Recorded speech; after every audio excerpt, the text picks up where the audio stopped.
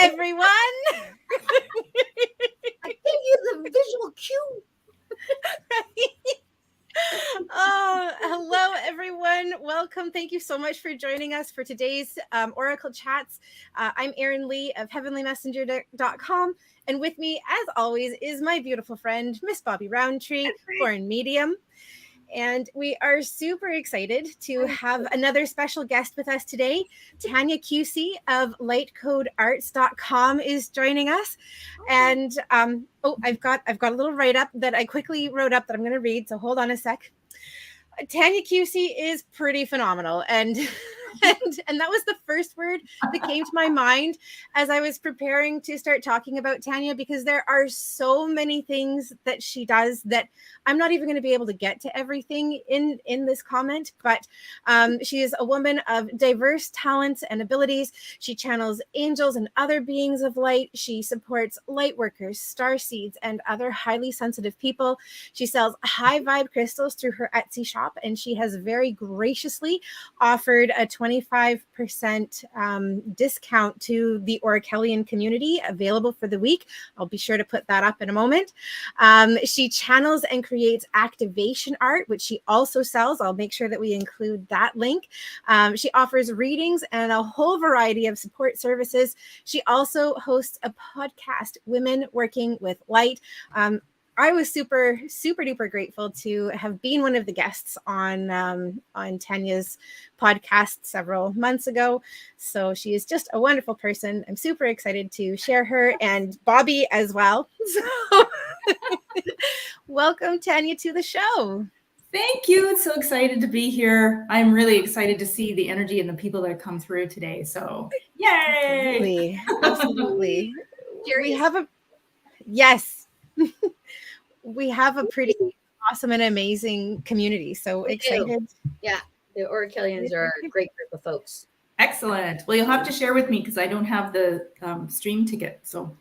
Oh, okay. I wasn't sure if you would get the comments or not. Oh, okie dokie. So we will have to tell Tanya the comments. Yes, as they come in. That's fun. I like it. It's like the mystery game show. Right? And behind door number 2, we have Jerry saying hello and welcoming. And JC saying hello. And Kaylee is also saying good afternoon. So welcome. Thank you, everybody, for joining us. Welcome. Awesome. So the last several months, we've had lots of conversation coming up around Starseeds. And I thought, oh man, I know exactly the person to invite on to ask for some help and support with that. Because I know that we have lots of people in our community who either are starting to learn more about it or possibly identifying as Starseed, or potentially also have loved ones, particularly younger loved ones, who are possibly identifying as Starseed. So we were kind of hoping that we could talk a bit about that today, but also want to throw it out there. I mean, we've got Tanya. She has so much energy and interest and focus that this is a really wonderful way to connect. So please bring your questions forward. And Oh, and Jerry, I'm just seeing Jerry's saying here she'd love to connect with one of your podcasts. She's a techie. I am techie broken. How do we find you? Oh, easy. At youtube.com/lightcode. There's an actual playlist on there that has all of the Women Working with Light series on it. Ooh, I will subscribe to you. Awesome. Let me just put that up at the bottom here so that people, oops, it's not .com. That is a typo. I tried to get all of them up and running before the show, but obviously I missed some. So I'll give that one to you again. There we go. Yes, that's a great question. Okay. Yeah, I'm actually coming up on my 2-year anniversary on my channel in about 2 months. And I'm really close to 1,000 subscribers, and I'm very, very excited about that. Wow.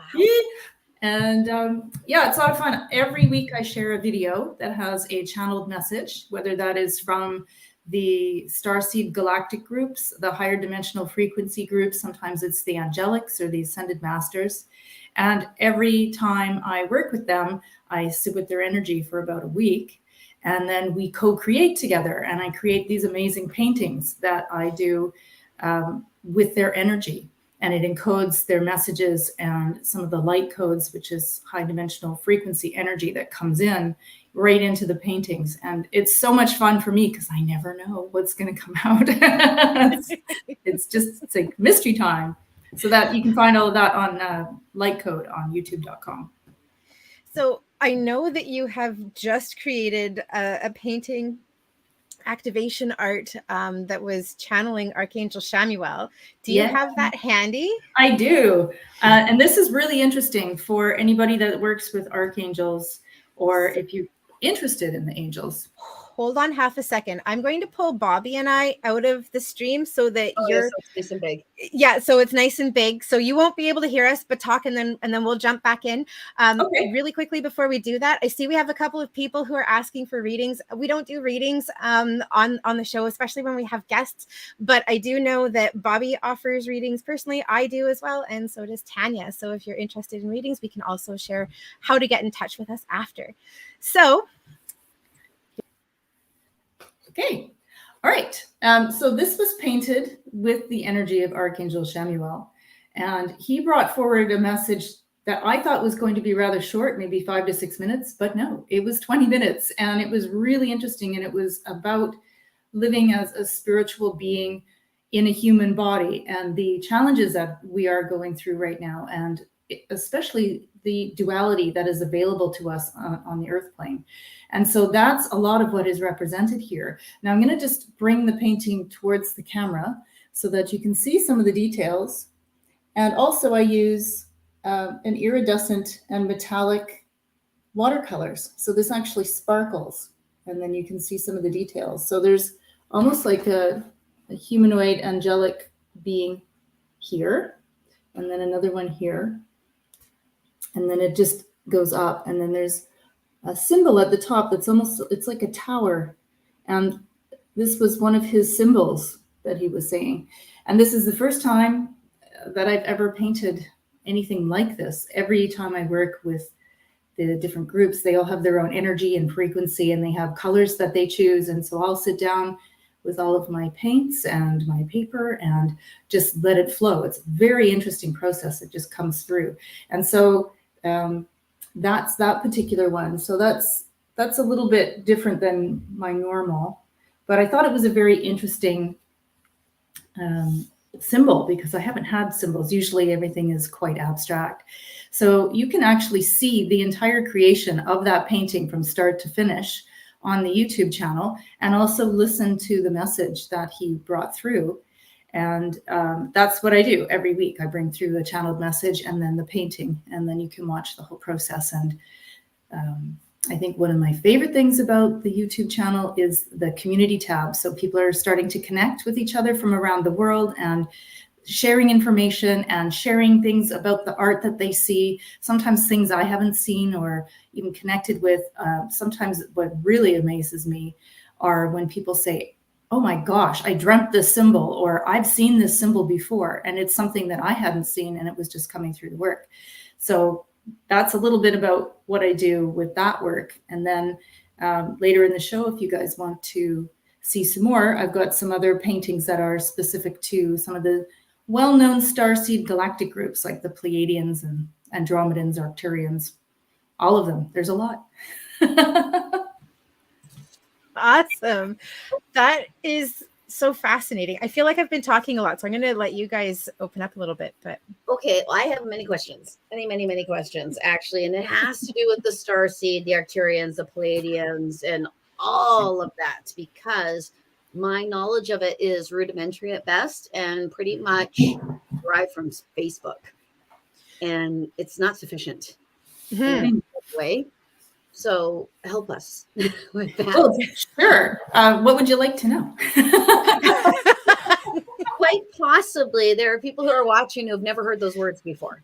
Yeah, right. I was just going to say maybe just like a really quick down and dirty introduction, and we can kind of go from there. Okay. Let's see if I can do this without segueing off, because I'm really, really good at segues. We're really good at that too. So never did figure out what your favorite Christmas song was, but anyway. So if you're watching this show and you're tuning into this energy, then you are someone who is already really curious about the spiritual community and different energies and different knowing and teachings.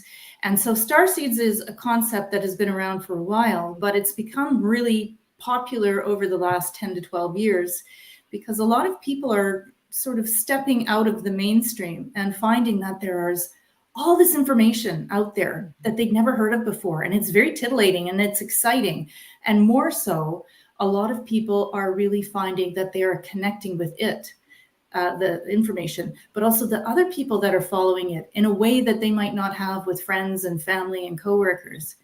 And so as people are experimenting and learning all of these different things, they're seeing a lot of content out there. And so I don't believe that there is one definitive answer about starseeds and galactic races. I think, like with anything, you play around with all the information, you use your discernment, and where you see that little thread of information that runs through everything, that's kind of where the truth of it is for you, right? Because everyone has their own version of the truth.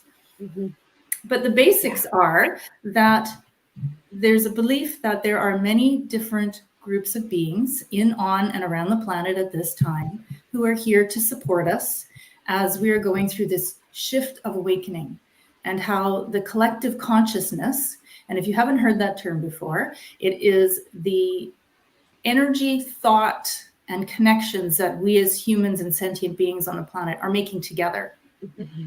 And so there is this agreement that there were these groups here to help us. And a lot of people will see them as coming from a galactic relationship. So in our solar system and beyond.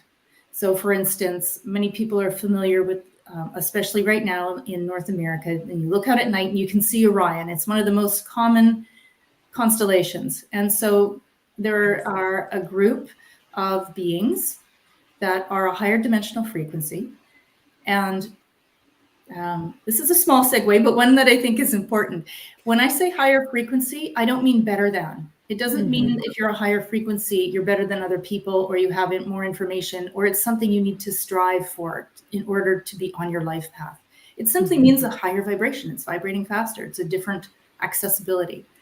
My favorite metaphor is a hummingbird. So we all know hummingbird has wings, but when you see her fly, you don't see her wings, right? They're going too fast. So she's in a different vibrational frequency than we are. That's all. So we have these groups in different frequency that are here to help us. In this case, from the Orion system, the Orion group. And they have their own agenda of helping us in a very particular way. And so we have different groups like Lightworkers, Starseeds, Way Showers, Empaths, and Sensitives. And the Starseeds are more connected to these groups. So people will see some information about, let's say, again, the Orions, and they might have this trait and that trait and this trait and that trait. And they'll go, oh, that's me. I'm totally all of these things. I'm compassionate. I want to help people. I'm really driven. I'm focused on being in service to the earth and the people and the animals at this time. And I really want to get things done, and I want to see results, and I want to help humanity move forward. Now, these are all aspects that the Orion group has. Or you might see some of the other groups like Pleiadian, Arcturian, Andromedan, Antarian. There are many, many different groups. And so people find an affinity to that information and say, I must be a starseed, meaning that you have a relationship with that energy.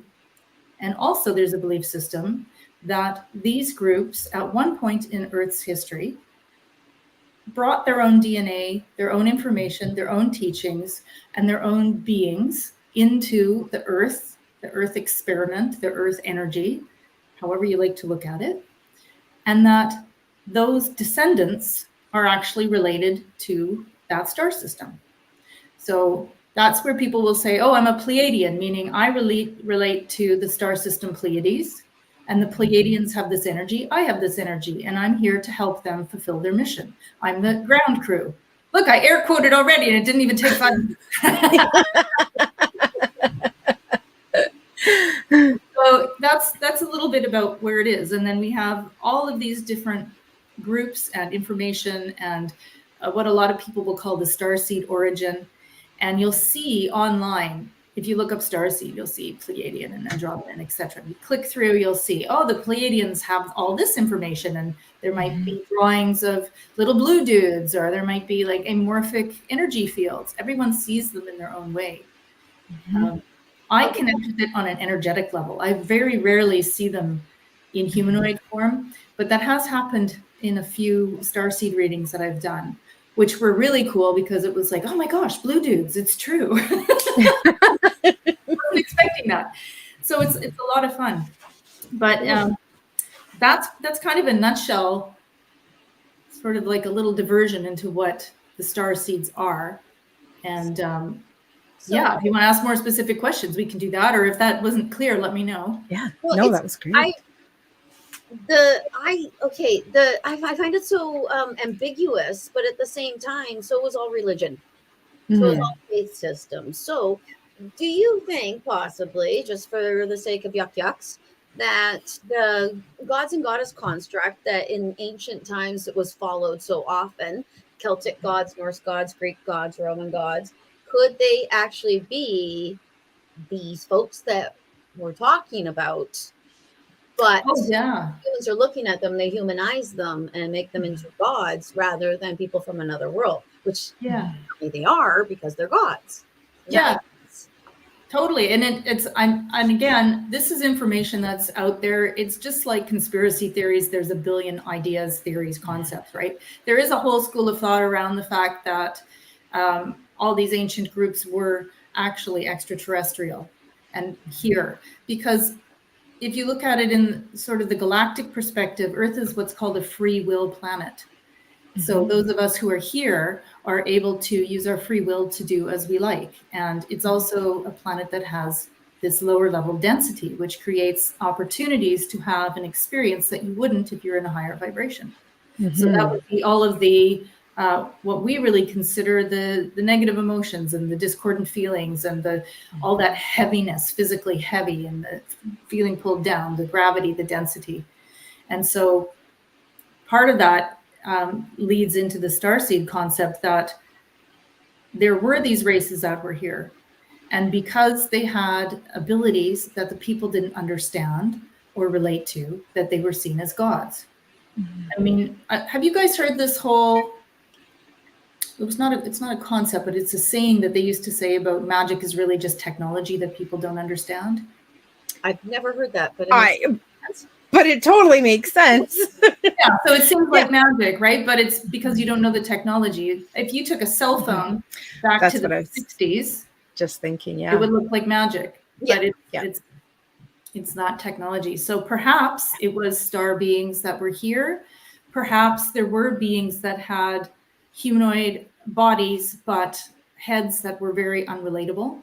I just keep thinking of Thoth in the Egyptian mythology. So you see the gods with the heads. And then you actually see that in some of the recent movies that have come out in the past 10 years, where they're bigger and they have the unusual heads that you see in the Egyptian lore. And then the humans were smaller. So that's one of the billion rabbit holes around starseeds. Yeah, and it's endless, and there are so many, and it's I think it's just so easy to get stuck into folks' opinion rather than what you can see yourself, because there is so much information out there. Absolutely. Absolutely. One of the things that you said that I really resonated with was the thread of truth that you find in all of the little bits and pieces of the things that are out there. Not all of it will necessarily fit, but once you find the threads that you can string together that make sense for you, for your experience, that's where you are and what to follow. And I notice Amanda here has a wonderful comment or statement. She said, I wonder where I fall in all of those. And I wonder if you have any suggestions for people who are wanting to find out where they would fall into. Oh, absolutely. So this is something I talk about in some of the videos on my YouTube channel. There is a group on Facebook for everything. So if you are looking for starseed information, all you have to do is type in starseed and you are going to get a long list. This is where one of my favorite things to say, again, is use your discernment, because one of the traps that a lot of people fall into is often you're coming from a place, some people call it the dark night of the soul, where everything sort of goes into upheaval. You've discovered there's all these new ideas and belief systems and information you've never had access to, and you just want to jump into it. And as that happens, your relationships start to change. You might lose friends. You might not feel like you can confide in your family, or you might have fear or discomfort that people are going to judge you because you're exploring these ideas, or you're feeling an affinity to these ideas, and you might not feel an affinity to your previous spiritual beliefs. And that's very challenging for people. Yeah. And so there's a tendency to jump into these groups. And I see two things happening consistently. One is people are like, what's my starseed origin? Or the other is they'll put a picture of their face and say, who am I? What's my origin? Read my aura.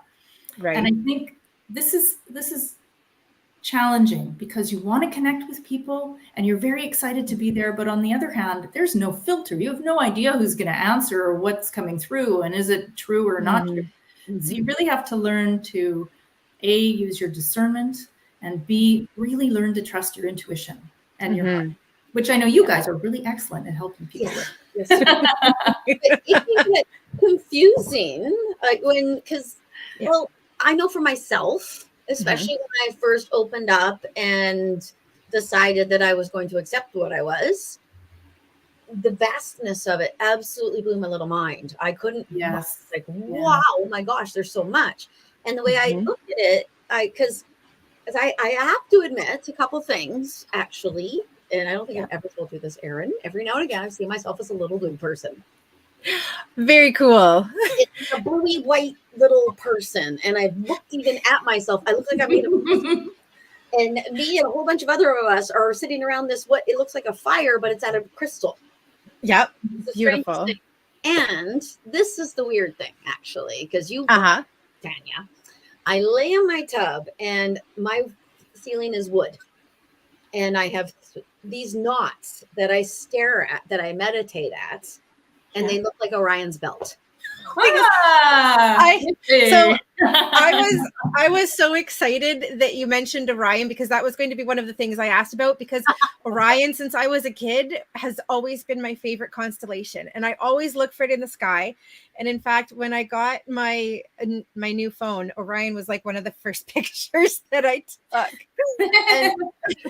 And as you were describing it, I'm like, well, a lot of those things are things that I identify with, but also I identify with from being like an angel person as well. Because all of those things that you mentioned were like, yeah, that's me. And that's also part of the connection that I have with too.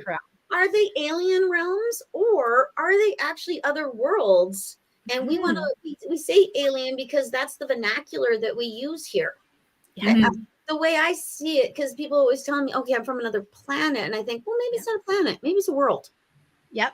Maybe we put it in the scientific way, because then it makes sense. And then we can logic it a little bit. Yeah. I mean, who's to say, right? It's really about where your belief system is. I really don't believe there's a right or wrong answer. I think it's perception.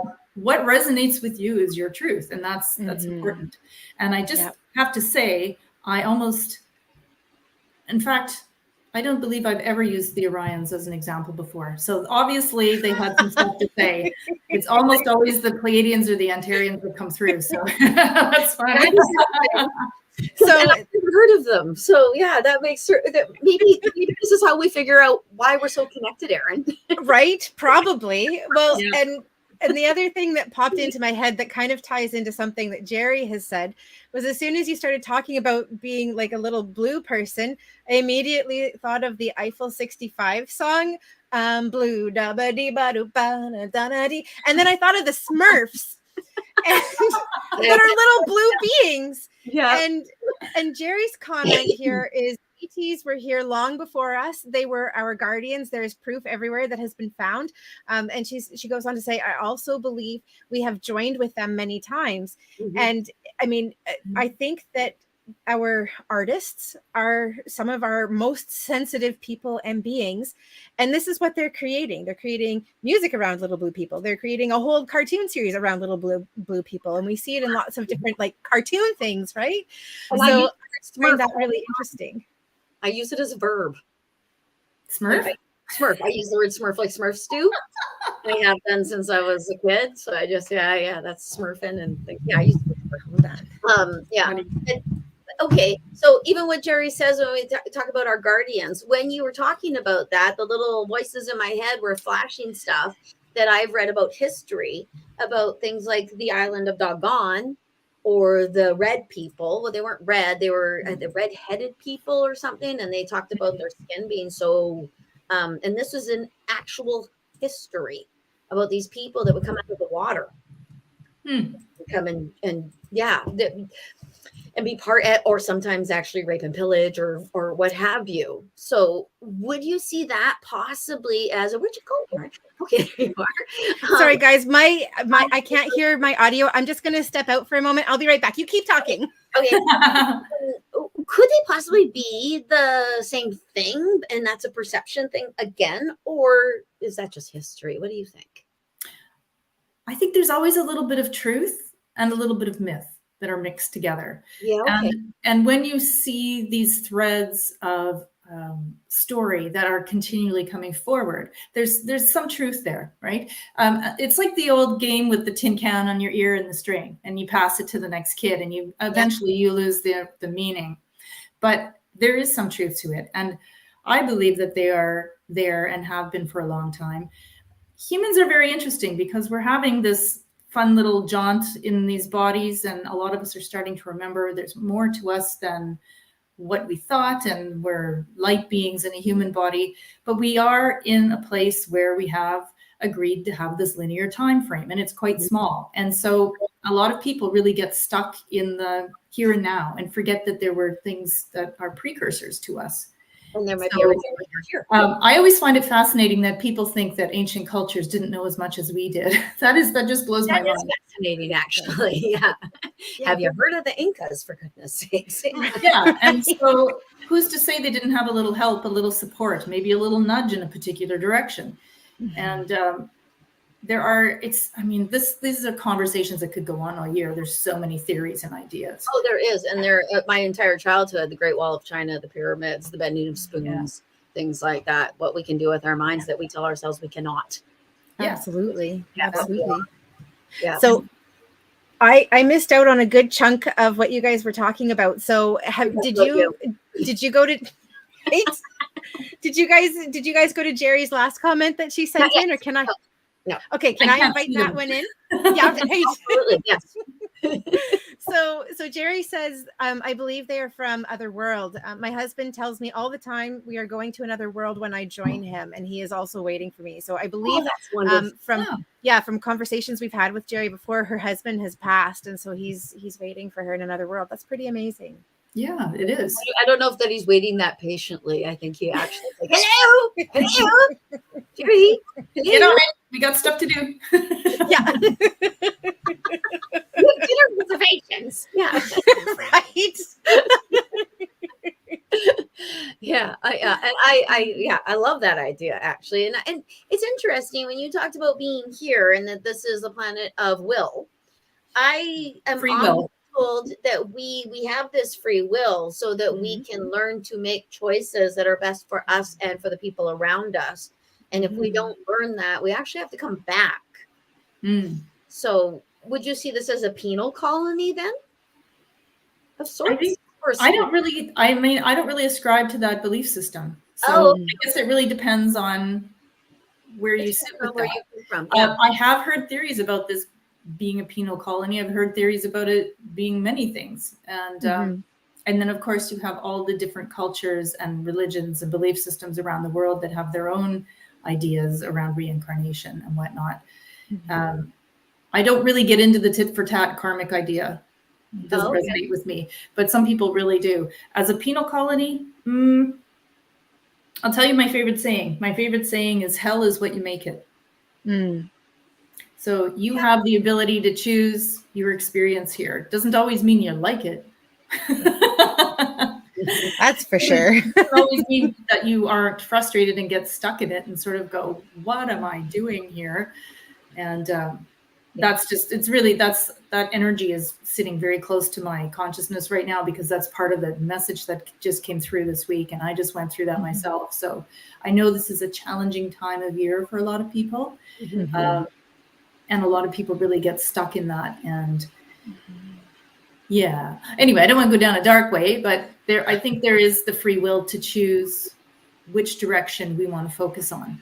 Yeah, I would agree completely and absolutely on that one. Yeah. And I think that's the power of people creating and finding these communities, whether that's Lightworkers or Wayshowers or Starseeds, is that you're seeing other people that are going through the same and you're helping each other out.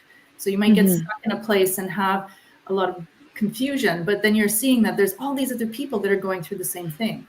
They might not have their relationships with their family being the same. They might not feel that they can connect in a way that feels true to themselves because they're censoring what they say out of fear. So that's where those communities are extremely powerful. It's just a matter of seeing what resonates with you. Because I'm going to tell you a story that I think is really funny, because almost every person that identifies with the whole starseed concept goes through. Yeah. See this list, and this list says Pleiadian.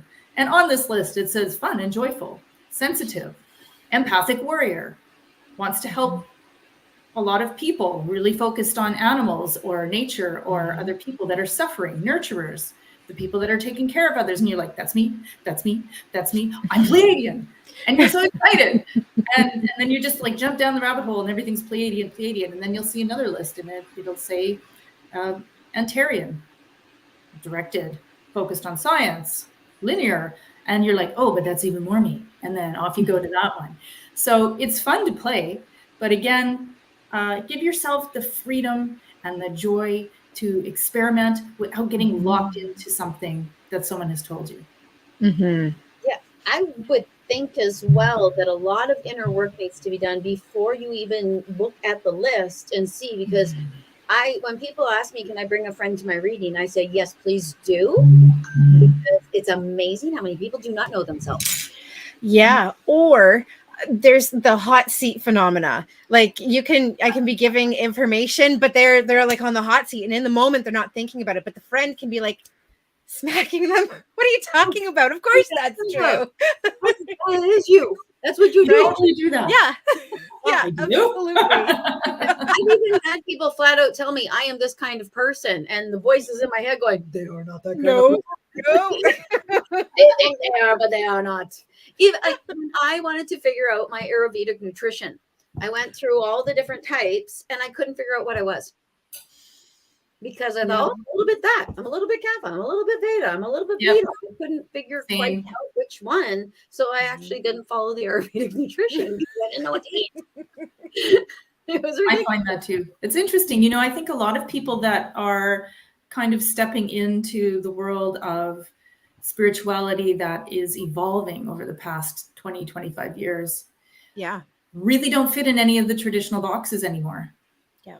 And so we try to find, you know, there's so many things out there. There's like Ayurvedic, and there's like human design is a big one that's all over the place right now. And a lot of people aren't resonating with it where they used to previously. So it's interesting to just see what comes up, and if you are feeling a connection. And if you look up to the sky and you're getting homesick and feeling teary, then that might be something to check out, you know? Absolutely. Just to see. Okay. Well, so sorry, go ahead, Erin, and maybe I'm taking over too much. No, I was just gonna mention here, and then you can carry on. Carrie has this wonderful comment. Karen, I'm gonna come back to your comment later because it's an awesome one. But Carrie's just said, pretty sure we are all aspects of many things. And I really appreciate that, because part of what we're kind of looking at and talking about here is like, I come from one place. Well, I mean, certainly something that we've seen over the last several centuries on the earth is a mixing of races that's been happening. So like if you were to go through and have your genealogy done, you would find that you're a little bit of a whole pile of things. Why would that not also be true with the other energies that are out there? Maybe you're a little bit Pleiadian and Orion, and maybe you're a little angelic and a little fairy and a little bit of this and that. There's so many different aspects and elements that you could be. It might not be just one. Yeah, it's the multi-dimensional existence. That's what I call it, which is a fancy pants way of saying we're existing in many places at the same time. And I love to use the metaphor of paper stacked on itself. So if you think of a stack of paper, and every single one of those papers is a different universe, but similar. And so you might be on this sheet, you might be on that sheet, you might be having experiences in the same place at different times. One might be as an Orion representative on Earth at this time in a human body. One might be actually as a light being. One might be as an amorphic cloud of energy somewhere. We really don't know. And that's kind of the fun of playing. Yeah, because time is a construct of here. Yeah. Therefore, it doesn't exist anywhere else. We have this linear idea here all the darn time. Yeah. There's all those constructs that as beings that have incarnated here, we kind of all agree upon them so that we can have a similarity in this Earth experience. So like our sky is blue, there's gravity, time is linear. And then amongst that, then we have playtime. It's like, what am I going to create? What am I going to look at? What am I going to explore? And it's a pretty neat place to be, I think.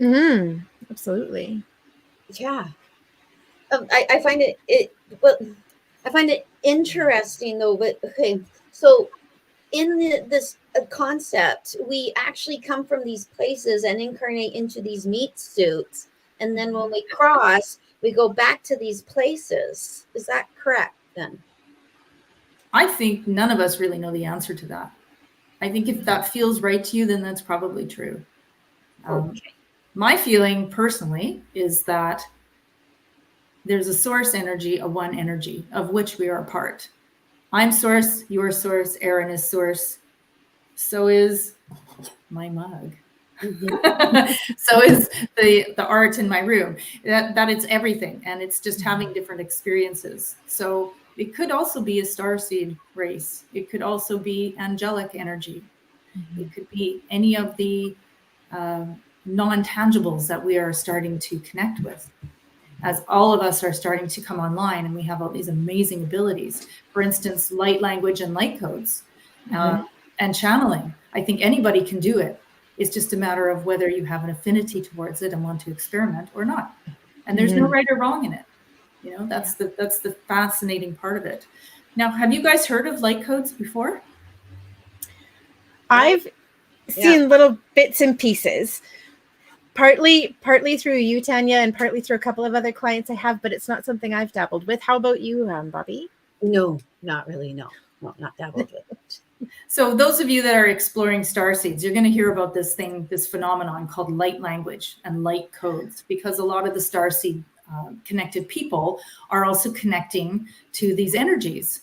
And so it can be expressed in multi ways. And what it is it's higher dimensional frequency of light that is anchoring into the Earth experience, whether that is through the being, the person, or directly through light. A lot of people believe that our sun is connected to what's called the central sun that connects many galaxies and universes, and that information and energy is coming in to the planet, which is part of why sunlight is essential to humans and why it is so beneficial to us in small doses. And so a lot of people are connecting with the real light, but also this information and higher dimensional frequencies that are coming in that are helping people on ground level here. So helping people to get through difficult times.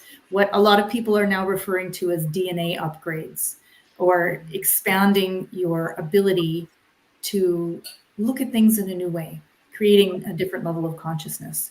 And so many people are connecting to it, and you'll see it in a couple of ways. One is light language spoken, which can sound often like another language completely. Some people, it can sound like singing. Some people will do it in their hands, so they'll be speaking, and it's not like universal sign language. Look, I know J, that's it. But the light language will come through as they're doing it. And some people will move. So you'll see people that are doing light language and they're dancing and they're bringing the energy through. And it's akin to channeling. It's just in its own specific format. So very cool. Is it essentially bringing in positive energy into your body and then allowing it to move its way through you in the natural way that light moves through you?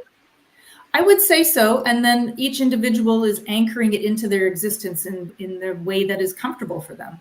So for me as an artist, it comes through, actually, I've had it come through in every one of those ways. But what happens for me the most is it comes through in channeling. So I actually feel it through my chakras. It comes in, and then it comes out verbally, because I'm not, I'm just totally blanking on the name, where people channel and they're completely stepped out and they offer their body. It's right on the tip of my tongue. It'll come later. Yeah. I'm present, but I'm not speaking. So what's coming through me is often their information and then my experience combined. But it's, it's fascinating. And then it'll come through. I've got an example of a Pleiadian piece right here. And you can see there are some of these shapes. I'm going to take us out again. Hold on. Oh, so that's a Pleiadian piece. And there are these little codes and shapes that are coming through. And those are what are called light codes.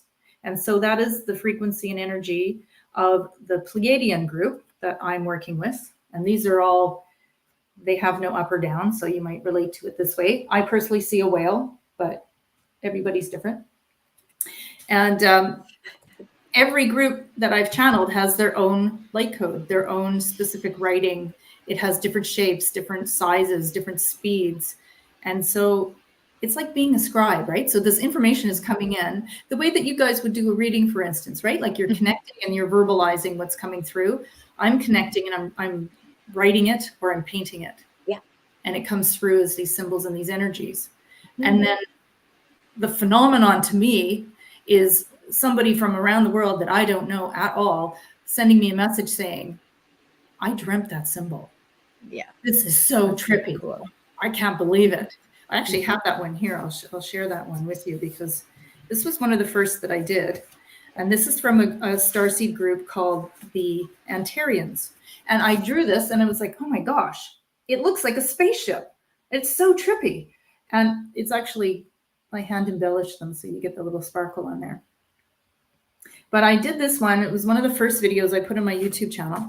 And somebody came up and messaged me and said, I dreamt that not even a month ago. That is so bizarre. And I thought that was bizarre. And I also thought, well, something's happening.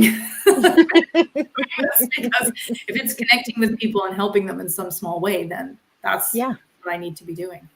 So that's the excitement of it. And more people are coming online and recognizing these symbols, feeling the energy of it, wanting to know more, which pulls them into communication with others that are in the same boat, and others that are giving them support and love and information that they can use to help as they're moving forward. And the coolest thing of all is that as we learn to do this and learn to respect and love ourselves and learn about ourselves, we're influencing the people around us. And then they begin to influence the people around them. And this is how this great shift in consciousness is happening, one by one by one. Everybody's little bubble of energy connecting with other bubbles of energy. And then, there was no effect, but I don't think it transferred, but yeah.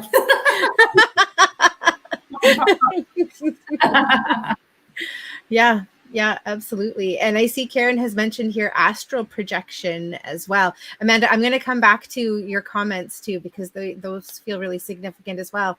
But astral projection. So have you noticed if that's part of the experience that you've had in your experiences? I guess it would define how you define that would be the interesting part. In meditation, have I felt like I've traveled? Absolutely. Do I feel like I'm doing it in my dreams? Not particularly. I feel like I'm part of one of the groups that does a lot of work in the sleep time. And mine is not so much about traveling, but about helping out with very specific things going around the earth. Another whole concept that starseeds are going to encounter are the grids of light that are around the earth, that are here to protect, support, share information. A lot of the starseed groups are connected to that, and the galactic groups are connected to that. And so I feel like I'm doing a bit of that stuff. But as far as astral projection itself, per se, like going to sleep and thinking I would like to go to Venus, and I would like to see what that looks like. I haven't, but I do believe that people do it. Absolutely. Yeah. Oh yeah, absolutely. Cool. Yeah, I don't know if anyone goes to another planet, but I've known people going down to places with astral projection. Yeah. You mean on Earth or other dimensional? Yes. Yeah. Oh, yeah. Like remote viewing, but in your sleep. Yeah, like remote viewing. I just lent them. Actually, I had a bunch of books on remote viewing that my aunt gave me. She was very interested with that. I used to always conduct her dreams in the way she wanted to.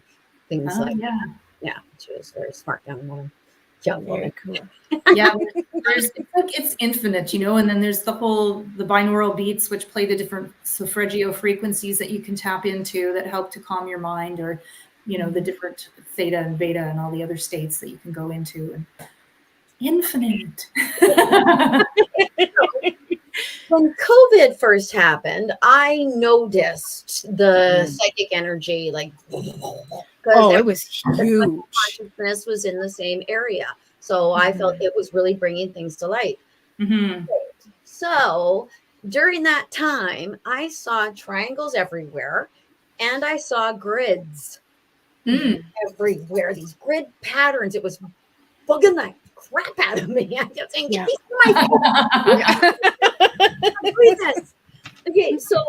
Okay. I see myself a certain way. I have certain ideas about the way things are. And you keep bringing up stuff that keeps going with my ideas. Dang it. So, because the way they look at things and the way that they tell me things, and dadgummit. So, okay, I see triangles. I see all this sort of stuff. I am a person who, I don't need evidence, but I want to know. And when I look out into the world, sometimes I read this and I think, oh, this is so human. These people have put their humanness all over this interpretation of the information they've given. And now they've made it political or yucky or this or that, or their ego. I can feel their ego in their stuff. So how do people find places? And yes, I've had dreams where I'm a star. I don't like those ones, actually, because I can't see behind me. It drives me nuts. They drive me crazy, those dreams. Anyway, so how does someone like me or someone like Jerry or Carrie or like, how do we figure out based on where are the best places for us to go? Because I go for history right now, and that helps me. Because when you look at history, it's like, it's a no-brainer. We were visited, for goodness sakes. When you look at ancient history, it's now poo it all because we have all these ways of saying that isn't true. Back then, things seemed to be true. We didn't have all the distractions we have now. So where can we go to find valid help for ourselves? I'm not 100% sure. You're going to say that. Where you're going with this question? Like, do you mean like in Earth right now? Like, where can somebody go explore in their astrals, or can they go visit in the physical? Facebook pages and things, and I find like it feels very ego driven. It feels very this.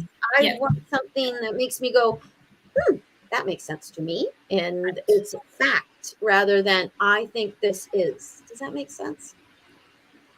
Yeah, but how can we prove it as fact, right? This the whole empirical versus the spiritual. How do we know what's real, what's not real? We all were brought up in a very traditional way as Canadians, all of us being probably around the same age, where science was law and the country was ruled by the Queen, and we sang God Save the Queen every morning. And that was just the belief system. But things have shifted, and things are shifted, and now we can choose, right? And I think that's the whole thing about many people will probably have heard the term sovereign being, which means that you are independent energy, and you get to choose your experience. So you are not actually, as again back to your penal colony example, you are not captive to the ideas and concepts that are being thrown at you. You do get to choose. For a lot of people, it's hard. It's hard because they were brought up that way. You know, very mainstream. Like, this is telling you this. This guy in the white coat is telling me this about my health. I better believe him because that's always been true. And now people are stepping back going, I'm not 100% sure that I'm jiving with this anymore. I'm going to go explore. Okay, And so yes. what I'm meaning is, what sources do you use or have you looked at? Because I just find that on the internet, it can be a little ambiguous. I think perhaps part of the point that's coming forward here is that there isn't a lot of like knowing that's proven at this point, but that there's the importance is the discernment, like what feels right for you. And I see that actually as kind of going more deeply into like spiritual knowing of oneself, rather than, it's kind of like religion and spirituality. Religion, it's this, and this, because that's what the book said, and that's what everybody said, and that's what we've learned. But in spirituality, what is it that makes sense for you based on your experiences, based on like your own inner knowing and the connection you have with yourself? And I think that's what you're getting across. Is that right, Tanya? Yeah, and even Jerry says it here. She says, I go to nature and astral travel even when awake. And that is where she gets it. Yeah. And for me, that brings me to where I already am. Mm-hmm. Yeah. I guess I just kind of go off from there and ask them, because I know what the other side is like, because dead people show it to me all the time. Yeah. I know. And that's sort of what happened for me too, because I'll tell you, I come from a science background. I'm not sure if Erin knows this or not. I had a choice at one point. It was like, either I'm going into zoology and specifically entomology, because I was really all about spider silk technology, or I'm going into art. I kind of did both at the same time. And then I went more into the art, but I did have the background in the science, and I'm from a family that's all about the education and secondary, all of that jazz. But it did create this, this background where show me the proof, show me the facts. Otherwise it doesn't exist. So I get that. I get it. And that's why people that are skeptical are fun. Because it's not skepticism on my part. No, I know. I see these things, and you're the first person who's talked about the grids to me. Oh, really? Oh, yeah. Okay. That's the first time I've heard someone else talk about the grids. And then it makes the triangles that I kept seeing make a little bit of sense as well, because I started looking at triangles. Yeah, there are these things called ley lines, which are geomagnetic points on the earth that are interconnected. And you can look up ley lines and you'll see these maps of all these places. A lot of them are believed to be portals within the earth or off the earth, where there's a lot of energy that's just really, really connected. And some really cool and weird stuff happens all around the world at different ley line points. There's one where the water runs backwards. There's one where there are these gargantuan stones that you can just do that, and this whole stone will pivot. So there's a lot of really magical things happening, if you want to use that word. But it's upon that, expanding from that can also be these grids of light that are around the earth, that are there for different reasons, that a lot of us are connected to. So I think that's a nice place for people to jump into. If you're looking for something tangible that's scientifically proven, that has information, look up ley lines. And you'll find a lot of really interesting information. You'll also see that there is a lot of our civilizations and structures are built at ley line key points. Interesting. Yeah, and Carrie actually puts here Sedona and Hawaii. Yeah. Yep. Oh, Sedona and Hawaii. Yeah. Sedona, Hawaii? No, it's in Arizona. Yeah. Oh, there's a London, Ontario. Yeah. And I'll give you a Canadian one. I grew up in Manitoba, and the capital of Manitoba is Winnipeg. And the Winnipeg legislative buildings were built with intention on a ley line hub. Really? So interesting. Yeah. Is that like where the Golden Boy is? Yes. Yep. Wow. Very cool. Well, it reminds me actually of a dowsing course that I took down in Victoria several years ago with a friend of mine. And we learned to identify where that was using pendulums and dowsing rods. It was really cool. So we were on a property that had a lot of energetic properties that were really easy to identify. And yeah, I think it's a really interesting place to begin exploring if you're looking for something that's really tangible that you can hold on to, and then allow some of those more esoteric concepts to come and go. But ultimately, Bobbi, I think the thing that really helps a lot of people is learning to just trust that little thing in your heart, or that little tiny voice that's like, yeah, that's cool. I want to go there, as opposed to that's cool, but I'm not, it's making me feel weird, but I want to look at it. It's interesting. But is it giving you a feeling of, oh, that's interesting, like an openness? Like I always, body language is a thing that I have that happens a lot. So I watch my body language and it's like, oh, that's really interesting, or oh, that's interesting, but okay, a little guarded. Yeah. Brings me to another question, actually, because I do almost everything based on my guides, my spirit guides. And if I'm in a situation, I go, okay, what should I do? And I'll go, should I do this? And I wait for this. I wait for I've told them, tickle my third eye. Oh, cool. So, with the guides and such, how does that fit in? Could they actually be? Because I sometimes see them as people who are invested in me getting a certain job done, and that we together are doing that job. So then, because I believe that I'm going to meet them when I go. When I go home, that's where they shall be. So can they see us then? Is this like the connection that I feel through source, the umbrella that I call it, the angelic realm, the ascended beings, my spirit guides? That is so incredible. That relationship is as real as the relationships I have with my family. Yes. So would then our time here be still completely and absolutely connected to where we are there? Oh, good question. That is a really good question. I like that. That's interesting. Why not? I think a lot of people have guides that are galactic. I mean, again, this is my belief system. Other people don't have this belief system. A lot of people really see the galactic guides as humanoid, tangible, walking the earth, or in ships around the earth, which is a whole other thing. Let's talk lenticular clouds before we're finished, because they're really cool. See, I diverted myself and I lost my train of thought. Where was I going? Guides. Thank you. Bring in the focus. Guides. That a lot of us have guides around us, and most people are familiar with the angels and the archangels. But a lot of people are now feeling these galactic guides.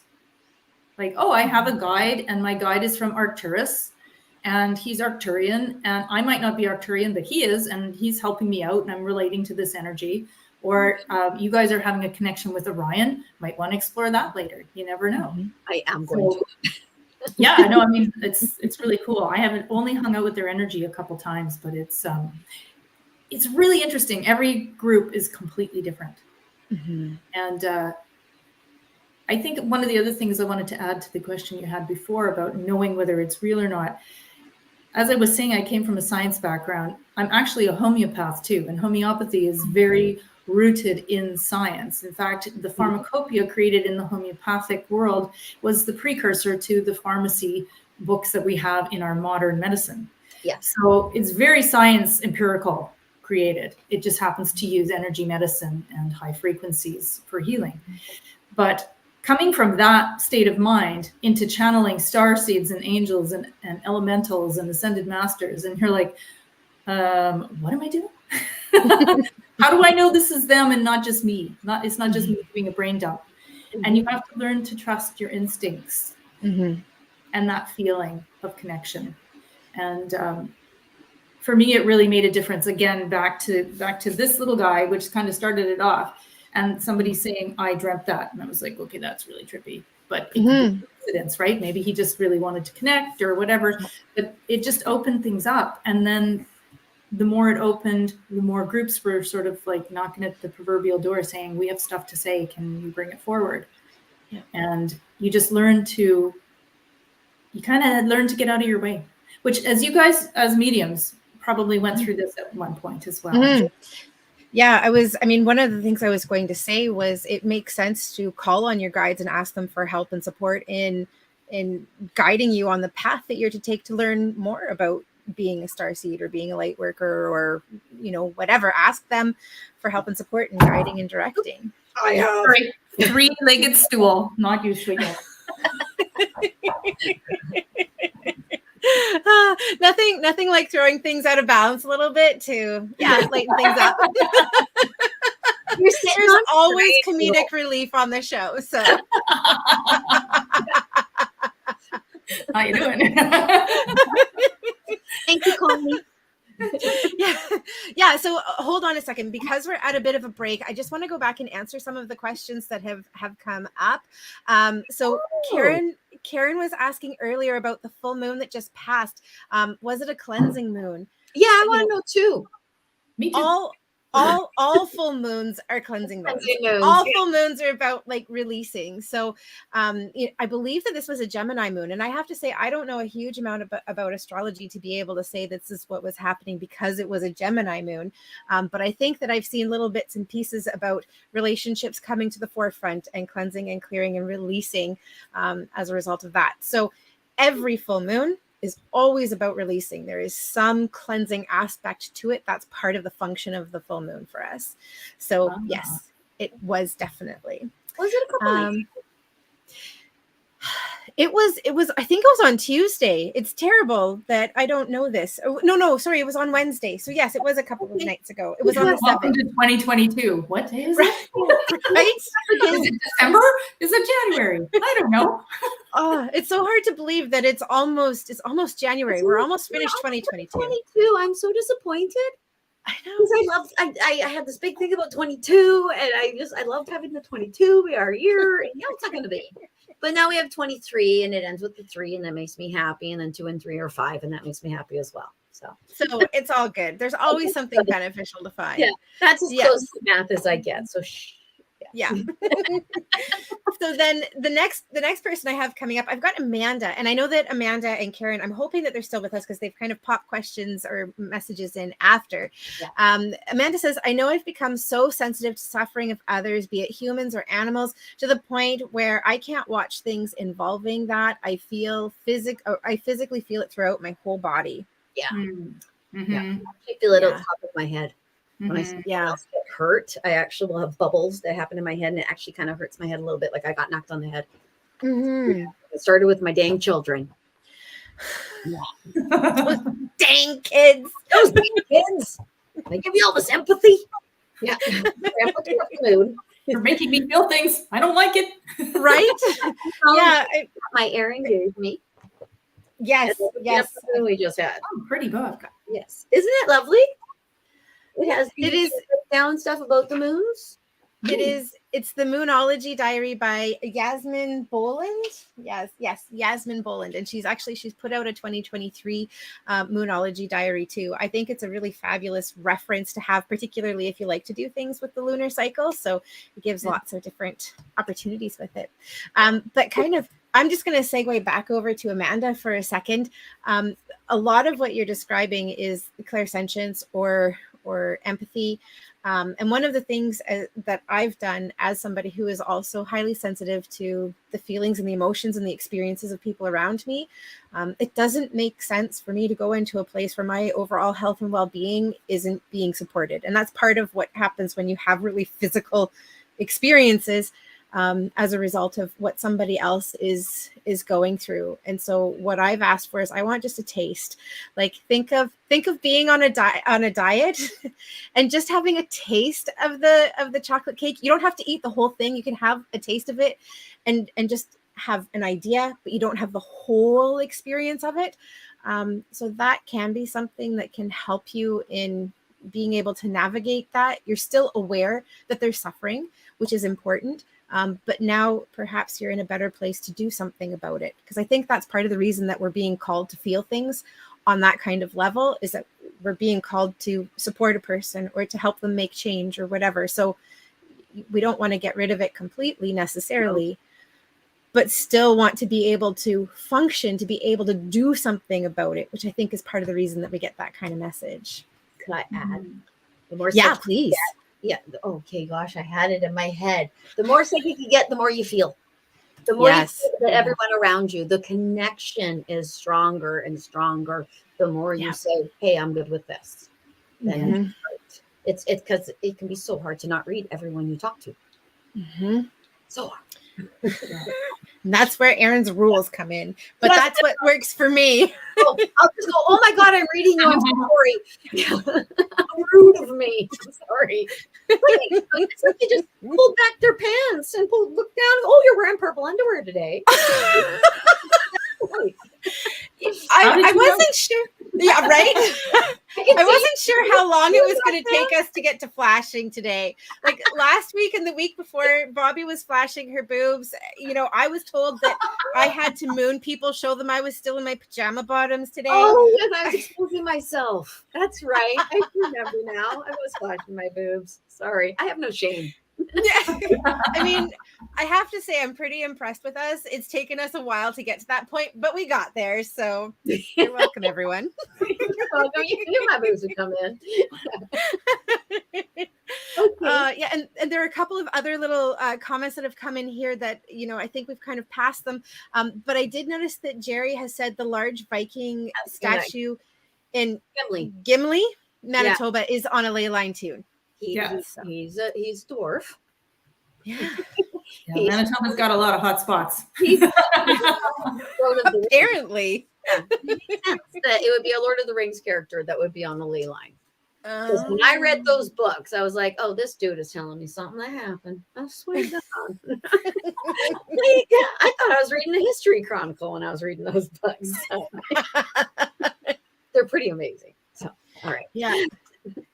So the last comment that we have here is from Carrie, and she said, cool. So the more open you are to receiving more, we're knocking on your door. You know how certain people come on your path at a certain time to teach them, are they like that to you in your experience? I feel like there's a question there that I'm just having a hard time kind of sussing out. I think what you're saying, people come into your life to teach you something and then they leave. Right. Yes. Yeah. I would agree with that too. But I find that some people I evolve with teach me something, and then they learn it, and then we move up a level together, and then go forward. But I guess people have come and gone out of my life. Yeah. Well, I really appreciate that. I mean, we're kind of segueing off of where we were going, but I like it. I appreciate the idea that learning doesn't have to be something that is painful, that's challenging, that is a lesson that we can learn and grow and evolve together. And I hope that that's part of the new consciousness, new awareness that we're moving into, is that we don't have to work through pain and challenge and difficulty in order to grow and to learn. Yeah, I relate to that because I see that happening in my lifetime on so many levels. We were having a discussion about this, Erin and I, about how there is this amazing phenomenon for people that are quite a bit younger than I, in their teens and 20s, who are coming in as not heteronormative folk and are not challenged. It's not even in their sphere of reference anymore that it's something that they shouldn't be doing or that there's judgment around it. And that's amazing. And it makes me so happy to see that happening. And many other socioeconomic changes that have happened where this is opening up and we're all beginning to shift to a different place. And I think a lot of that begins with us on our own level, because so many people are opening up to these new ideas and these new concepts. And it's really beginning to shift, doing courses like you guys have with the intuition, learning about themselves and what feels right. And then it expands your ability to take in information that you wouldn't have been able to access before because you would have been too directed in a different way. Yeah. And that's what's shifting us all. And I think it's really exciting to see that on so many levels, because, then we get to do stuff like this where we get to talk about it and other people get to connect and we have the technology to be able to do it with a lot of people who are in a lot of different places. Like I know earlier, I think I saw that we have somebody who was joining us from Australia. And I mean, we're here in Canada on Vancouver Island. And, we have people who are much further away that we're able to talk and connect with. And I think that's really cool too. Yeah, it's been incredibly helpful to humankind. Yeah. Together. Oh, now I just remembered something I wanted to say from you guys just were. I really enjoy the concept of the soul family. And it's an idea that we get together with some other beings before coming down to earth and sort of say, hey, let's work with each other in different ways. And I might come down and challenge you and give you an opportunity for self-growth by doing this or that. Or I might come down and we'll be together and we'll recognize each other, even though we don't know each other. There will be that familiarity when we meet and connect. And it's just that knowingness that I'm there to support you and help you. And it's like the friend that you haven't talked to in 20 years, but you get on the phone, it's no time has passed. There's an instant ease. Yeah. No, I like that idea. And I think everybody's got that in their life in some way, you know? Yeah. And actually knowing yourself helps you to recognize those things even more, because then you know how it feels, how it sits in your body and how your body speaks to you. That actually segues me into my next question for you, actually. That was a lovely segue. Love it. Love it. I have theories about autoimmune disorders. I see certain things that are happening. The rise of, I actually see the transgender movement as evolution. I see that with autism as well. And I see autoimmune disorders a lot. And I actually see them as being very, very spiritual. Where do you lie with autoimmune disorders when it comes to things like that? Do you see them as spiritual? Absolutely, because I've lived it and I live it now.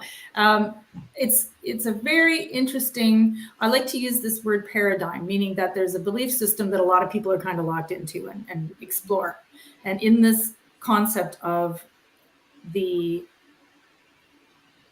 going through health challenges as a human, as a spiritual opportunity, giving you different ways to explore. I am so down with that because I deal with autoimmune illness and I don't even use the word anymore. I finally come up and out of it. But I personally had challenges my entire life, but then a good 10 years where I just refer to it now as coma time, because I was so ill with chronic fatigue and all these things that they couldn't diagnose. They were like, we don't know. And then I got every diagnosis in the book. And I don't want to hold on to a diagnosis because I think my brain is a pretty powerful manifester in the negative side. So I was like, I don't have MS because if I go down the MS rabbit hole, I'm going to start manifesting. And you'll have MS, yeah. So I heard that and all Hashimoto's and Lyme disease, like checklist of stuff. Basically, I didn't have the energy to get up off the floor. I couldn't move. I spent a lot of time on a heating pad on the floor, just on my phone.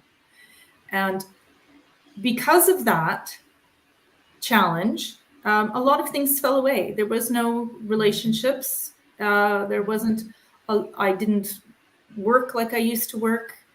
I wasn't able to eat what I wanted to eat. I didn't have connections with people on a friend level or a healing level because I just wasn't able and physically mobile. Because that space was created, it opened up my spiritual life in a way that wouldn't have happened otherwise. Because I had the time and the energy and I was searching. And so I just went right into it. And there was a period of time where I was meditating every day for 2 hours because I was just on the floor and I was just meditating, and it was giving me a freedom up and out of my physical that I didn't have otherwise. Yeah. So do I see it as a gateway to spirituality? Absolutely. Okay. So within that, if I understand correctly, that part of the gateway to spirituality was the time that it allowed you to do so, to look into spirituality, because it knocked you on your bum and you had nothing else you could do. I totally get that one. Yeah. I think that possibly the experience that your body was putting you through was actually a spiritual thing as well, that possibly the person inside of you, because I believe that I'm too large for my physical body. Yeah, I was just going to go there too. Yep. Okay. Then we're on the same page. I see. Yeah. So you think it was too much for it, for the nervous system? Yeah. And so therefore it was like, this is such a heavy thing to do. I can't do this. So it would not lay you down. Yeah. Well, think of all the sci-fi shows that we love so much, like Star Trek and all of that jazz, where you've got like this humongous amount of energy and it's being siphoned into the tiniest little space. And that space is really heavy and really dense. And you're holding this light and your body's saying, look, man, I'm down here in the 3D density, just trying to do what I need to do. Just get out of my way and I will heal you. But there's so much light, and we are so directed by our minds up to a certain point in our life before we start to connect with ourselves and see that we actually are integrated beings. We are spiritual and we are physical. And when you have the two together in a balance, that's where you can bridge this phenomenon, which is something that Starseeds are doing, Lightworkers are doing, spiritual workers are doing. You are a bridge for the energy of the earth and the peoples, and for the spiritual. You are an anchor point between these two realms, and it is phenomenal. That's why you hear so many spiritual teachers and people that are doing support as psychic readers or mediums or channels saying, "You are amazing. I am so proud of you. You are so courageous because you're hanging in here. It's not easy being here. It's not easy to take all that light and put it in the physical body." Yeah.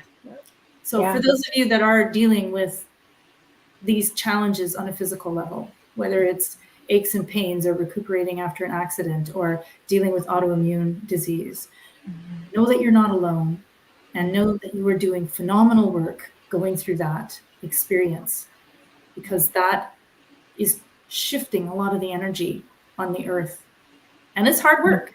So we see you and we love you. Absolutely. I was, it's actually really interesting timing to bring that up, because last night, I don't even know where this article came from, so I can't speak to its validity at all.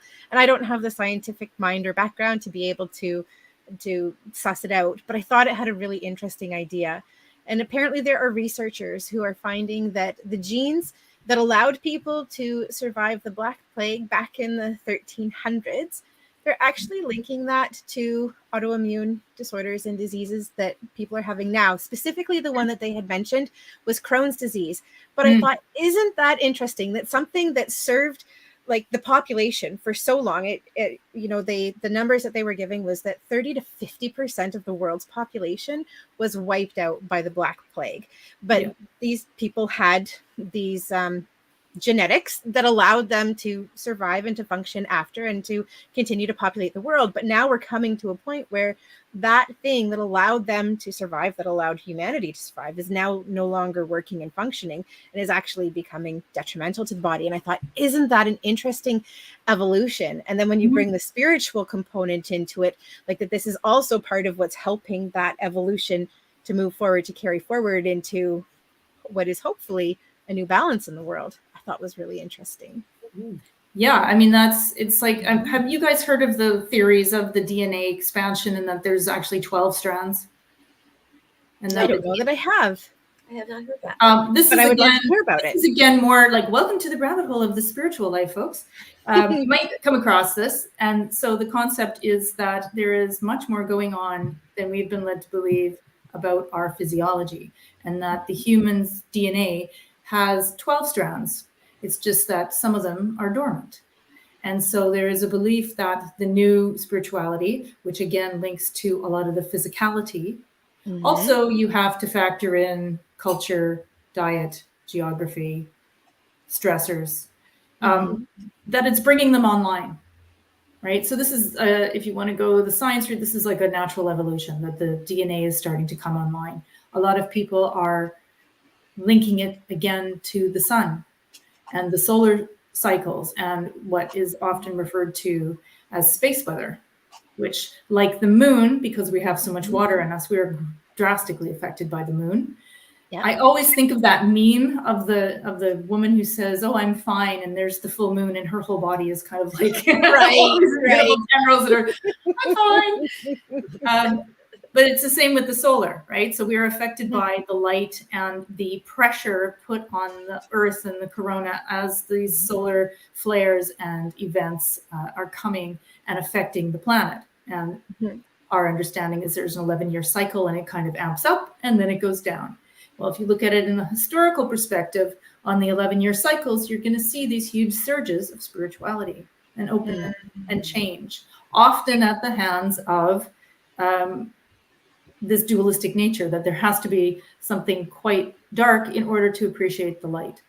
Right. So like a lot of the upheaval that's been going on in North America the past couple of years happens. And then there is a shift in consciousness and a spiritual openness. Yeah. So it's interesting to see. Makes a lot of sense. Now, I just want to clarify and to ask, when you're talking about 12 strands, I think of DNA with like the double helix. Is that one strand or two? I believe the DNA is question. I think. Well, oh God, let's see if I can pull out my grade 8 science and remember.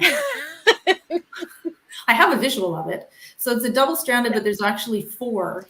And then, so what they're saying is it's like you'll have to look it up because I'm trying to remember how it works. So there's like 12 other strands. And of course you have all the amino acids interconnecting, right? Yeah.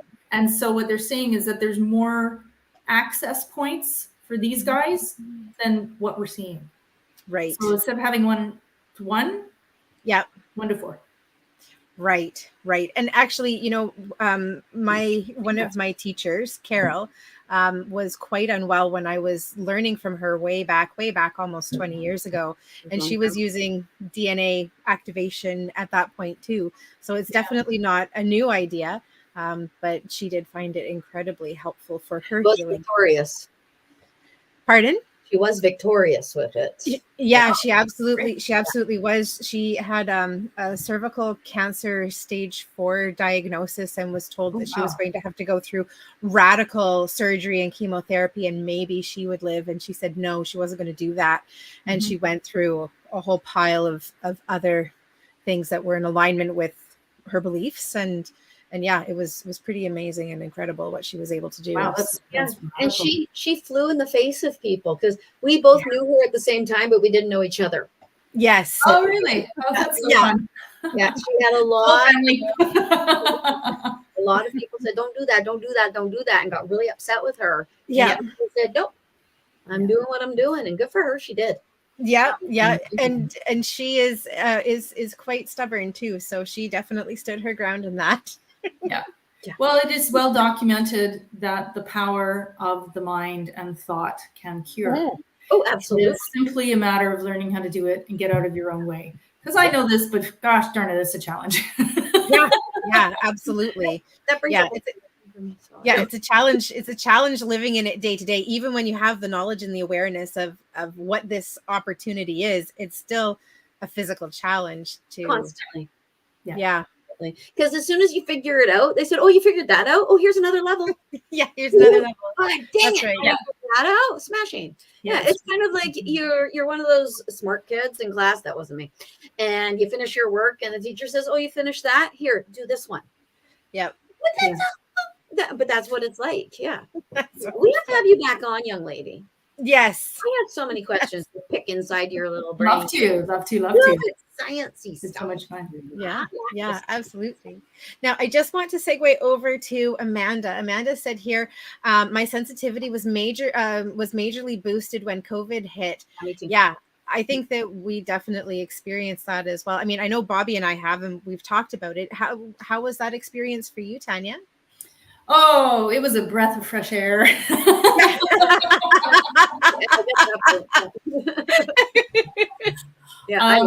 I am they're sensitive, and then there's what's a lot of people might not have heard of this term called an HSP, or a highly sensitive person, which was a term that was coined about 10 years ago.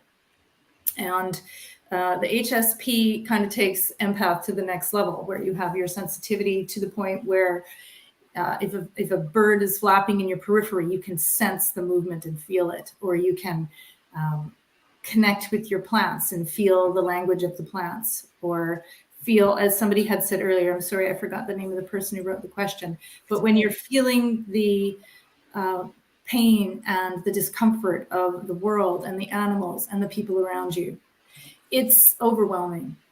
And I used to do a bit of work with other people that were going through that and were highly challenged by it, and teaching them about boundaries and understanding that they weren't alone and that there were things that you could do, not to desensitize, but to take it and reframe it. Because many of us who are sensitive or psychic or spiritual have heard in our childhood, "No, you're not," or "Suck it up," or "Stop that," right? Like there's no space. So you go inside.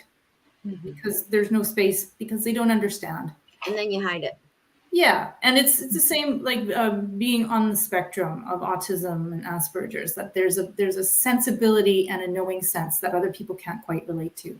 Yes. And so as a sensitive person, you learn all these coping mechanisms that aren't always supportive for you. But you can take that information and flip it around and make it your superpower. And there's a lot of joy that comes through that. And a lot of ability when you learn how to do these. And I'm going to share this because it's so funny. I actually put this on my Instagram yesterday. It was a short video, and it was, because God knows I love the cat videos. It was a gargantuan ring that you put soap in, and then you dip it, and it creates a bubble. And so it's a cat that was sitting in the ring. He wouldn't get out. So the guy just made a bubble over top of the cat. And then there's like this huge bubble. And you know when bubbles are iridescent and you have all that pearlescent and all those beautiful colors? That's kind of how I see my shield as a sensitive. It's like, put that shield out. And so I was making a joke about, like there's all this bombardment of all this stuff by the media and Christmas and stress. And I was just like, I'm the cat in my bubble. It's fun. I'm floating around. You can't touch me. Hamster ball. I do the same thing. And it's my little hamster ball. And I'll even do this. Like I'm pushing my hamster ball like the hamster does. The grocery store doing this. I'm pushing my hamster ball. There's actually a hamster dance song that just popped into my head as you were saying that. Do the hamster dance. Well, we have to do a dance. We owe our Kellyan's a dance. Yeah, we do. Sorry, guys. I apologize in advance. Never gonna dance. Yeah. Okay. Some folks have made some comments about the sensitivity. Hello, Angela. How are you too? Hi. Connie is talking about autoimmune. Shall I read them out? Or Yeah, because Tanya can't see them and nobody else knows where they are. So I had some major health issues the summer of 2014 when everything opened up for me. Connie was actually on our show 2 weeks ago. But since then, it's not been my health, but Peter's that I deal with. I've often wondered why others have all of these major issues and I'm not. Yeah. Because you're you. Well, and just in case people don't know, if they weren't with us when Connie was here, Peter is Connie's husband, partner, and he has dementia, and so he is being cared for elsewhere. But Connie is an incredibly devoted wife and partner, and is with him on the dementia journey together, the two of them. Yeah. I think that learning can happen, whether it's for you personally or you are the person who is supporting. There's a huge capacity. I mean, when Connie was on the show, there was such a huge capacity for Connie to learn. So it could be that for Connie, she is able to go in deeply for that learning without having to have the health issue to keep putting it in your face, right? Where there are others of us who need it to continually be in your face in order to stick with it. So, and also with Connie, she is bringing that.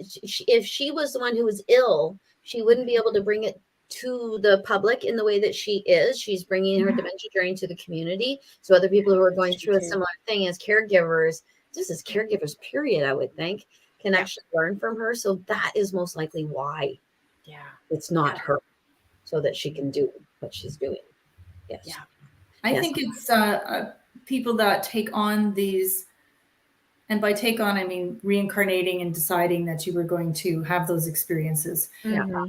First off, you get to have an experience that you probably don't get to have except in the Earth experiment here, because if you're a higher vibrational being, you're not able to have those dense experiences, right? So why not jump in and take the big roller coasters? So you're having that experience. But I keep thinking of the story.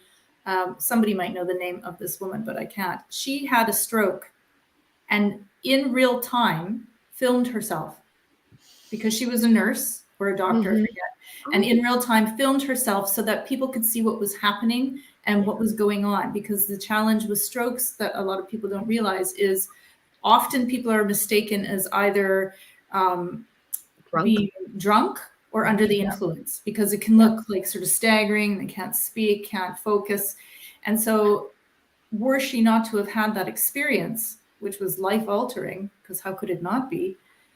She wouldn't have been able to move forward. And she actually did a TED Talk. Mm-hmm. So can you imagine doing a TED Talk of yourself having a stroke with the video? Like, that's just blows my mind.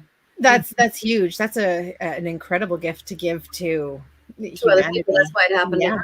Yeah. Yeah, absolutely. And absolutely. it was groundbreaking for the physicians because nobody had ever done this before. Right. And she had the knowledge and the awareness to know what was happening, to be able to say, hey, like, and to get help. And so now they have, now they know how much time, I mean, the fallout from it was incredible. Now they know how much time you have to get there, and there's particular drugs they can give you to cease it. And so that kind of thing is phenomenal. And, and courageous people down here are doing some stuff, you know? Absolutely. You know, it kind of reminds me, I really enjoyed history when I was going to school, and I wanted to go to school to become a historian, but decided that wasn't the path I was going to take. And one of the kind of the stepping out of it things that I took from the Holocaust, which was an incredibly, incredibly horrific time in our history, and certainly not something to ever be repeated, but one of the things that did come out of it was an understanding that has helped medicine significantly and humanity. And one of the things that I see with this is that was a lot of unnecessary, I mean, pain doesn't even begin to describe what that was. It was gross experimentation and torture. Absolutely. It was That's why we have aspirin. Thank you, Bear. It was Bear who did it. Absolutely disgusting and repulsive. There was a lot that was gained, but through a lot of pain. But now we have something like this where it's something that the person was going through anyway, had the ability to record it, to document it, so that more is known about it. And the pain was obviously there because a person was having a stroke, but not nearly on the level that we saw with Holocaust. So I see that as a hopeful continuation for humanity, that we don't have to go into these absolutely horrific tests and other things, that we can do so we can learn about health and well-being in a lot of less painful and destructive ways. No more positive way. Yeah. And there's so much amazing technology, but also the thing that I'm loving seeing is the return to ancient information and ways of healing. Now, a lot of the time it's under the guise of new discovery, right? Which I find so funny. We've discovered this ancient Sumerian medicine, but it is making a change, and seeing a lot of the, I mean, it's so fascinating how everything has its own subgenre, no matter what facet or subject you explore. There will be an entire world of information to discover, which is part of why I'm here, because I'm very curious and I love to play and see all the different things. And I think it's very exciting for people to look at all of these opportunities, but also another way for you to learn what's going to work for you and what's not, because there is so much out there, a lot of it valid, but there's a lot of hokey stuff too. And it really comes down to where is your belief system and where is your comfort. And I just like to preface it with, if someone is asking you for a phenomenal amount of money for a treatment or a device, just, look inside and ask yourself, is that really where I need to be going? Is that where I really need to connect with? Or maybe I can explore this a bit and get some testimonials or talk to the people that are using these things or these ideas, because there is a lot of that, again, there's this duality of the light and the dark. So really play around and see what works before you invest, either on a financial level or even an emotional and physical level, because it is your energy that you are expending. Which can also lead back into the autoimmune disease, especially when your energy is just flying out. Yeah. And in my opinion, again, that leads back to knowing yourself. That meditation is absolutely key for getting by around here, because you really got to spend time with yourself so you can know what actually, what your response is right now. Because I was actually just talking to a young lady where she kept saying about her gut. And I kept telling her, integral brain, this is your psychic center. This is the first psychic thing that you get. But people, if you don't know that, you think, oh, that's a bad thing. That's not good for me. Without realizing that actually maybe it's just your body's talking. And we need to spend time with ourselves and then enter the world, in my opinion. That's my opinion. Yeah. Yeah. Well, yeah, because if you're brought up in a particular way with certain beliefs and certain ideals, and you begin to challenge that internally, it's a scary place, right? And this, I think, is, I think that's the first step in what a lot of us refer to as the awakening, the spiritual awakening, that you start to go, oh, yeah, okay, this isn't really working. And I've got these other ideas. And now what do I do? Where do I go? What do I look at? Because it can be very challenging. You know, for instance, if you've always been told who you're supposed to be, what you're supposed to wear, how you're supposed to react, you know, and whether that, I think a lot of people don't realize that when you are in social media 24/7, because now we have an entire 2 generations on our earth that have never been without a phone. That blows my mind. Right? That we've been connected the whole time. And with these phones come these apps, and free apps means sponsors. And that means you are going to get bombarded by ideas and messages and propaganda and sales pitches. And so if you're a 12-year-old teenage girl, 12 going to 13, and you're looking at all these pictures and these people are looking happy and thriving and successful, and I need this to have that, of course you're going to go buy the thing, right? Because you don't know different. But as you get to be a little bit older, sometimes it might feel like, oh, well, everyone's doing that, but I'm not sure if I want to do that anymore. But it's scary, right? Because everyone's doing it. You want to be part of the crowd.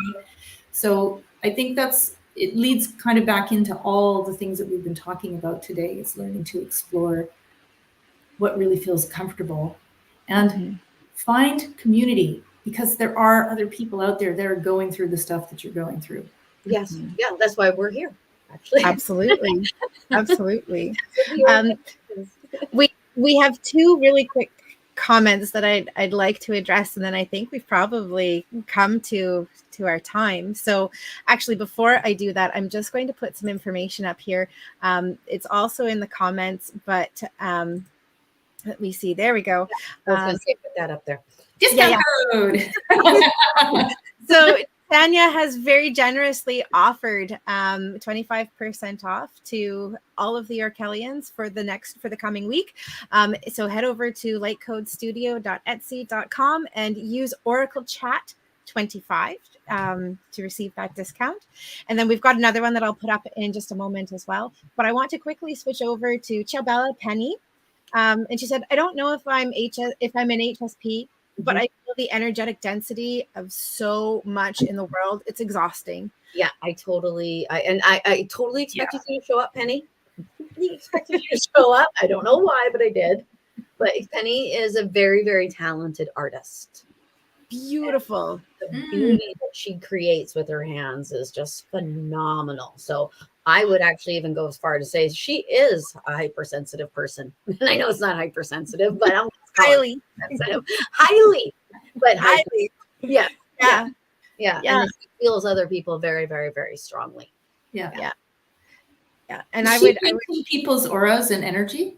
I don't know that she does. I'm sure she could paint them. I'm absolutely certain she could paint a soul easily. Yeah. But I don't know that Penny knows that she can paint a soul yet. Sometimes that's all part of the discovery. Yeah. No, Penny's quite connected. Yeah. Is beautiful. Yeah. Anyway. Beautiful. Yeah. And kind of on the with that as well, right below, Amanda has said, I've definitely become more withdrawn because of how sensitive I've become. And I think that's also part of what we experience as we become more and more sensitive, that energy that is not in alignment with where we are, it can be really overwhelming and exhausting and tiring. And we choose to disconnect, to recharge, and to rebuild more often. Yeah. Do you find I said COVID was a breath of fresh air?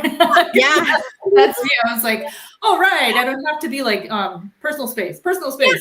Yeah, exactly. You don't have to have. One of the first things that came out of it was the pool noodle hats that extended Oh, yeah, out. And yeah. there was a cafe, I think it was in Italy, an outdoor cafe. And there were these people wearing these pool noodle hats that kept people like a 6 foot. Yeah. What a wonderful idea. Yeah, and they look so ridiculous, and it's ridiculous. Yeah. Yeah. So if you see me in QF with my noodle hat on. Yeah, we'll know why. We'll know what's happening. Yeah, there goes Tanya. She's knocking all the cans off the shelf with her big cool noodle hat. I would just do it for fun anyway.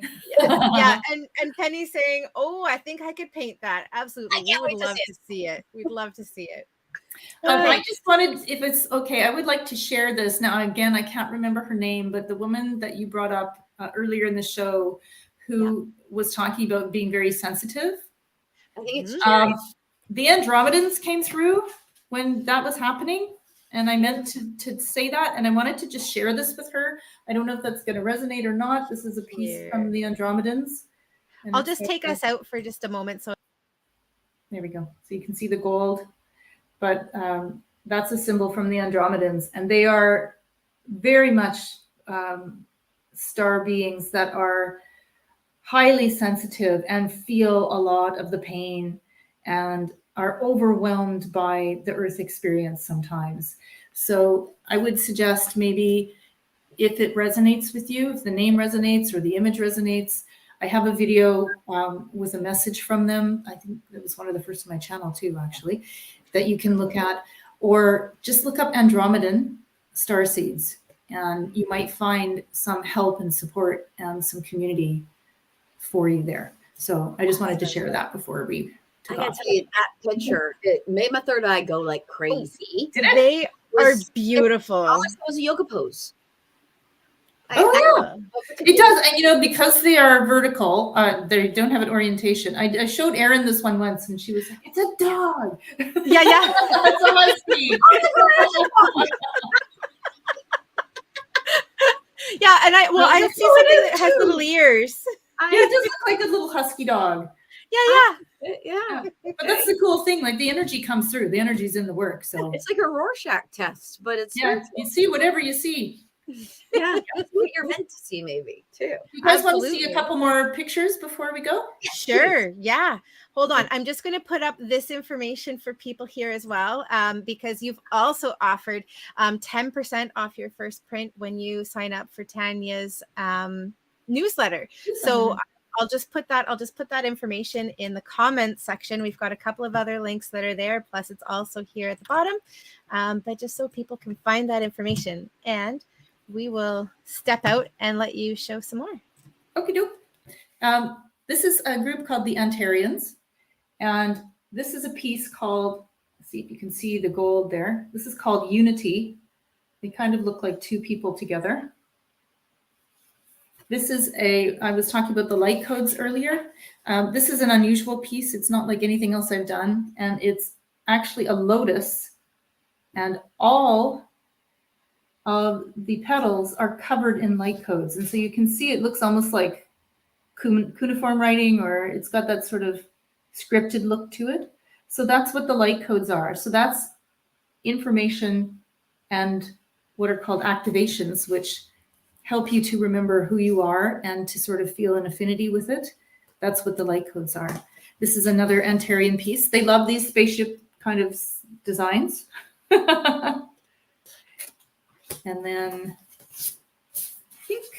And then there's this one, which isn't really from any group, but it just sort of came through, and she said she was a little starseed child. So I painted that one. I don't do a lot of face work, but there you go. So that's just a brief look at some of the prints that I have available. And then there's a whole bunch of original art that I haven't put up yet. I'm working on it. It's coming. That's amazing. That's awesome. And I gotta tell you, I don't know if I said it before, I may have, but the ones that look like spaceships, I actually see vaginas. Yeah, I know. I painted one that I actually called it the yoni because I was like, it looks like a gargantuan vagina. It was very Georgia O'Keeffe. Yeah, and he said, well, the spaceship brings you. Yep. Well, it brings you. Sorry, I just Divine feminine is in the house. Yeah, right. Vaginas represent. Yeah. Okay. I know. That's awesome. I wish I had a copy of that other one. It was an original that I sold, and I was shocked that I sold it, but that's exactly what the woman who bought it said. She said, it's just resonating, this incredible healing yoni energy. And I was like, all right. Beautiful. That's what you're feeling awesome. then. Great. Yeah. Yeah, because when you build Amazing. them, you probably don't think, well, these are for me. They're not. They're actually something that you're putting out for everyone. I got to tell you, it's a really interesting experience. I actually went through a 4-year training in professional art school. I went to Emily Carr College, which is now university. Mm-hmm. And I did graphic design training. And with that, you get to do all the disciplines. So the work that I used to do as a painter was photorealistic. So I would take something and I could paint it, and that was that. So then I came to doing this, and part of this is the big joke of it all, was I had this galactic group coming through, and they're like, you need to lighten up. Because the messages aren't going to come through because you were trying to control it too much. The light and And dark. so I ended up doing watercolors, which I'd never done because you can't control them. Right? So they're going to do what they want. They go where they want. The colors do what they want. There's really interesting interactions depending on the pigment and how saturated they are. So the work now is completely unplanned. I don't know what's going to come through. I sit down with paints and colors and paper and let the energy come through, and it just comes out. And as you can see, that's a small sampling. They're all completely different. Yeah. You know, so you have something like that, which is very linear, glyph-like, compared to something like that, which is terribly complex. Yeah. Yeah. Mm-hmm. It reminds me of boats. Yeah, I know. It was like, it looks like a Viking ship or something. Yeah. And I see a crown in the top. Yeah. Yeah. I thought so too. Yeah. Yeah, And it was like, basically, it was like, this is the density, this is the light. This is the light. You are Yeah. the being that is connected to the two of them. You are here, That's you are there, beautiful. you are both. Yeah. It reminds me of Ingersoll, actually, a little bit. That's what Beautiful. yeah, Shamuel said it's called The Existence of Duality. That was the title. But yeah, so that's part of it. And if anyone's interested in checking out the work that I do, check out my YouTube channel, because I post every week, and I've got like a nice collection now of different videos that are up, and you can see the whole process. And hop on board as a subscriber. Help me get to 1,000. I'm so close. I'm so excited. Absolutely. Well, Tanya, thank you so much for coming and joining us today, for sharing all of this amazing information, these ideas. We truly appreciate your time here. I just mentioned, I noticed that Connie has said beautiful artwork in the comments. So Oh, thank you, Connie. yeah, no, thank you so much for spending this time with us. We truly appreciate it and are grateful. And as Bobbi said, we'd love to have you back another time as well. Oh, yeah. Let's go down the rabbit hole again. Thank you both. This was a lot of fun. I really enjoyed it. Awesome. Awesome. Well, Miss Bobbi, how are you doing? I am ready to go to bed. Okay. All right. I'm ready for dinner. I'm going to get grounded, eat some food. Yeah, exactly. I have my plate of food. Are we ready? Tanya, I am you are ready. welcome. You're welcome to join us. We do a namaste at the end of our show. If you would like, you're more than welcome to join in. Oh, sure. Yeah. Okay. And I was just going to say, we're all so grateful to everybody who joined us today, too. Thank you so much for joining us for Universal Connections Oracle Chats. Bobbi and I will be back next Sunday at 3:30 Pacific, which is 6:30 Eastern, and we'll have fun again. We will be having some solstice Yule time. I'm so excited. Absolutely. We're on it. Oh, I'm going to need therapy. My cheeks hurt from laughing. Have more time with us. You'll have wrinkles. That's hard. Right? Awesome. All right. Okie dokie. We ready? Yes. Okay. Bring your hands to heart, Santa. Namaste. Namaste. We almost Oh. Oh my gosh, there was actually a feather. Did you guys see that? That was so cool. Like out of nowhere. Awesome. Hi, Samuel. Good night, everyone. Hi, Samuel.